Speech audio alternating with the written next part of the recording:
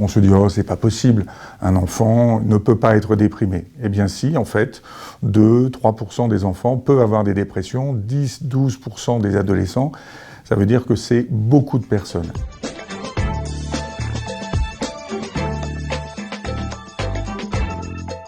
Alors effectivement, on fait une très grande part à cette question, parce que pendant longtemps, les psychiatres d'enfants et d'adolescents ont été comme accusés de tout le temps vouloir culpabiliser les parents. Et franchement, ils l'ont fait pendant un certain temps. Pas tous, mais certains d'entre eux.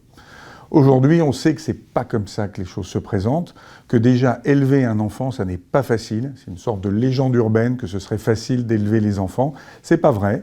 On se pose beaucoup de questions. Parfois, on fait des choses qui sont pas totalement adaptées. Parfois, on fait des choses qui le sont. Et c'est pas très grave, au fond. Et donc, nous, ce qu'on préfère faire aujourd'hui, c'est aider les parents. C'est les conseiller, c'est les accompagner.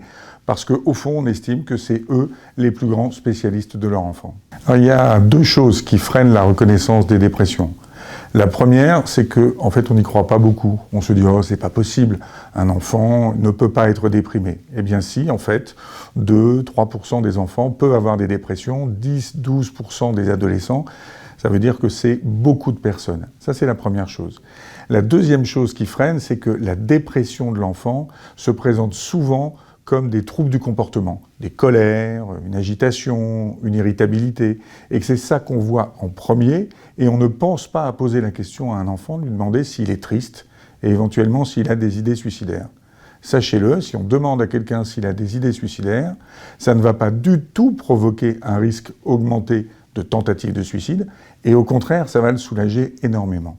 Alors c'est une vaste question, et c'est très compliqué, bien entendu, mais quand même, on a l'impression que il y a un manque de moyens important, donc un des premiers leviers d'action, c'est d'avoir plus de gens, c'est de recruter plus de gens, et peut-être aussi de mieux les rémunérer, je pense particulièrement au personnel non médicaux, ça c'est un élément important.